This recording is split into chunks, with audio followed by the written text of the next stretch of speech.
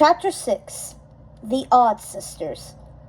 That same morning, a messenger delivered a notice that 3 of the king's distant cousins would arrive by the next morning. The typically even-keeled queen was irritated by the unreasonably short notice. Why even send a messenger? Still, the king valued family above all else and made it clear that his kin were always welcome at the palace. The disjointed yet lyrical letter was composed of 3 different hands and was signed by 3 women, Lucinda, Ruby, and Martha. Though they had attended the wedding, the queen had escaped their stares, which made her uncomfortable, and managed not to speak to them.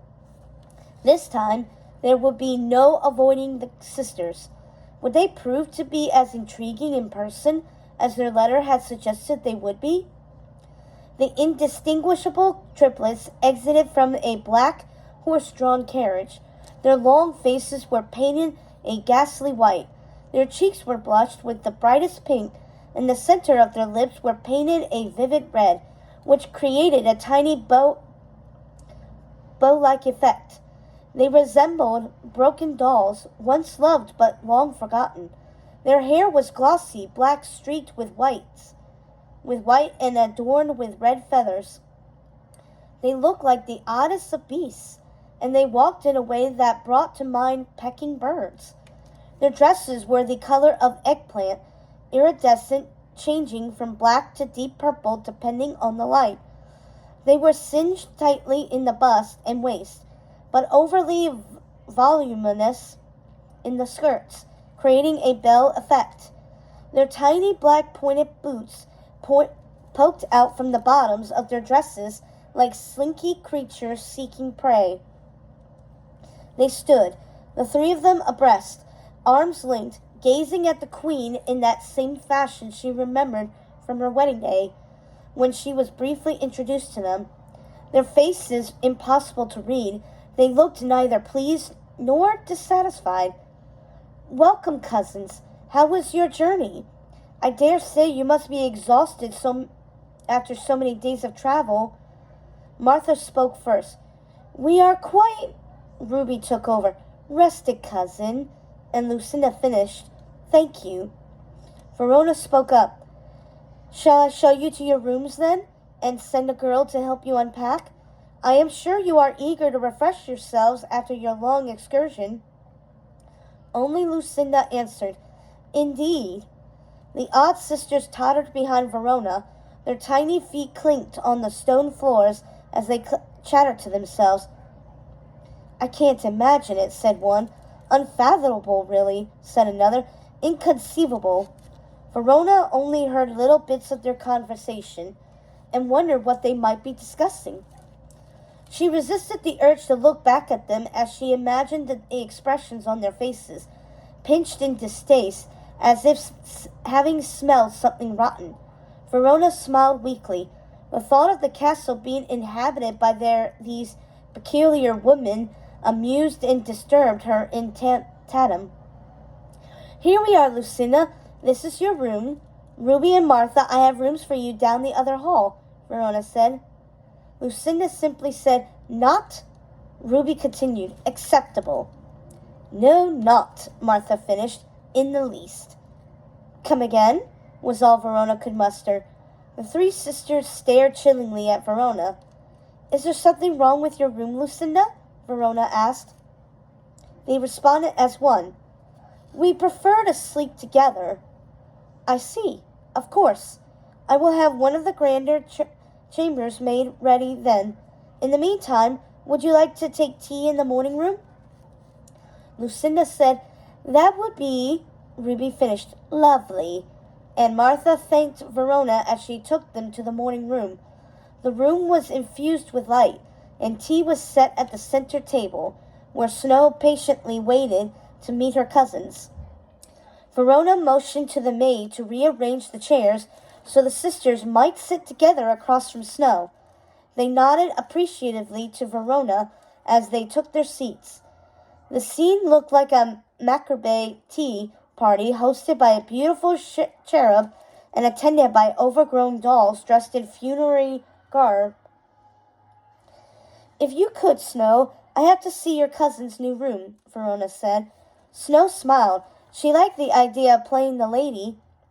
"And ladies, if you could please excuse me, I must be off," Verona said, curtsying slightly and then leaving the room.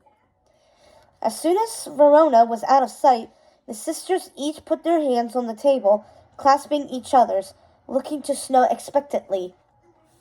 Snow poured the tea for her cousins, happy that she managed to do without spilling a single drop. "Would you like cream and sugar?" Snow asked.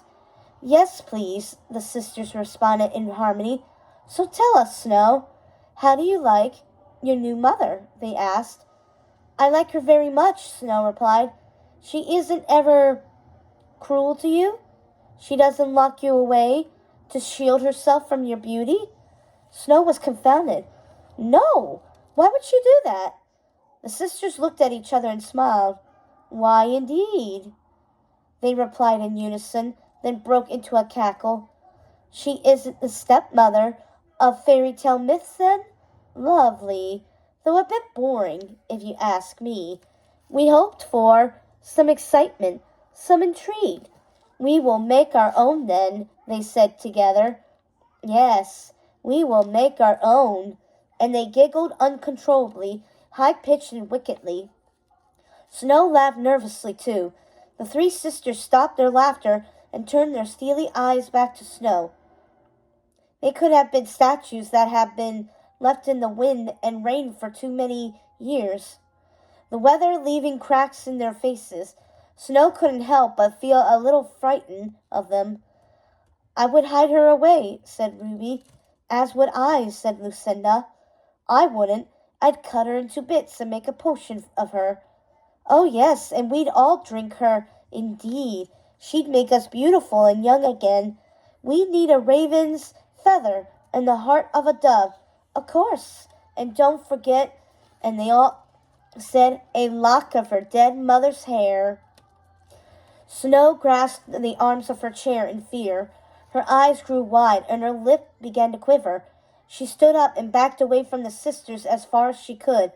And then, to her great relief, Verona re-entered the morning room. "Ladies, your room is ready. I can show you now, unless you are still enjoying your tea and cakes." The three sisters stood as one, bowed to Snow, and followed Verona to their rooms, where their trunks were waiting for them. The sisters surveyed the room. "Nice enough. Yes, this will do. We can unpack ourselves. You may leave." They giggled as Snow darted past the room with her hands covering her face. Verona caught a glimpse of Snow and quickly excused herself to follow the girl, but caught some of the sisters' chatter as she left. Lucinda said, "Do you think we should take Snow into the forest?" "Yes." The sisters looked at each other with wicked smiles and took to their high-pitched laughing again.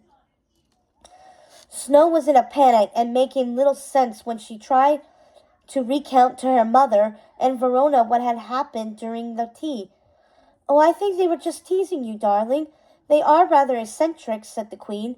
"Wicked senses of humor, if you ask me, my Queen, weaving tales of potions," Verona said, looking horrified.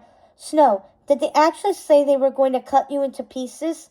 Snow nodded, frowning terribly. "Well, I don't think that they meant it seriously. They couldn't have. Perhaps Snow can dine with you tonight, Verona, so I may have dinner with these interesting ladies myself and get a gauge of their natures." And she looked to Snow. "I will tell them, my dear. They are not to tease you so cruelly. I won't have it. Don't you worry, little bird." Snow looked relieved. Verona asked the Queen for a word, and the Queen obliged. "Snow may be but a frightened child, my Queen, but I also heard the sisters talking among themselves as I left their chamber. They mentioned taking Snow into the woods. Given what Snow has already told us of them, I would advise we keep a close watch on the sisters, for I do not trust them." The Queen sighed heavily. "Thank you, Verona. I appreciate your loyalty and the love you have for my child." That evening in the smaller hall, the Queen had arranged for a splendid dinner for herself and the sisters. while Snow dined with Verona. The women ate sparingly, picking at their food like birds. They said nothing most of the evening until Ruby broke the silence. "I fear we frightened Snow with our teasing," Martha continued. "We can get rather carried away sometimes." And Lucinda said, "Oh, yes, we didn't mean any harm, you see." And then they said together, "We love our little cousin." Lucinda went on, "You see, we spend most of our time alone. We have only ourselves for company, and we divert ourselves with storytelling." Ruby continued, "Oh, yes, we get carried away at times." Then Martha said, "We're very sorry." The Queen smiled. "I thought as much. I'm so happy to hear this. It grieved me the thought of having to scold 3 of the king's family. Now there seems to be little need for it, other than to advise you to be aware of your odd tales and stories, and not to recount them before my daughter. So tell me, ladies, what diversions would please you while you are here?" The 3 of them answered as one, "A picnic with Snow." The Queen laughed. "Perhaps you mean a picnic in the snow? It is nearly the winter." "Yes, but there is no better time to visit the forest than when the trees are in their death throes and flashing their brilliant colors. And if that is too cold, then there is always Apple Blossom Meadow." A picnic. So that is what Verona must have overheard the sisters planning when they spoke of taking the girl into the woods. "What a wonderful idea," the Queen said, "and it can easily be arranged. I think she would love to have an outing. What a lovely day that would be. We should make a grand event of it, and dress for the occasion. She will feel like a proper little lady." Lucinda looked disappointed about something, but before the Queen could ask what, she was distracted by one of the servants coming into the room with a message on a small pewter tray. "Excuse me, my ladies," said the Queen, as she broke the letter's wax seal. Her eyes widened, her face glowed, and then she burst out in elation. "Oh, this is wonderful news indeed! I am so pleased!" She turned to the sisters. "The king will be home in a fortnight." The 3 sisters smiled and said, "In time for the winter solstice." The Queen was puzzled. "Excuse me?" she asked. "We assume you will keep up the traditions here in your new home," said Lucinda. Ruby continued, "We've heard such beautiful tales of how your family made such a lovely spectacle of the holiday." The Queen was taken aback that the odd sisters should have heard such tales of her family, but she didn't have the time to pay it any mind. The king was returning. "I hadn't thought of celebrating in that fashion," she said. "However, I think since the king is returning in time, we should make a festival of it. I quite like the idea. What a wonderful homecoming it would be. And he will be so pleased to have his dear cousins here. Say, you will stay for the festivities?" The 3 odd sisters answered in tandem through odd, wide smiles. "Of course we will, dear."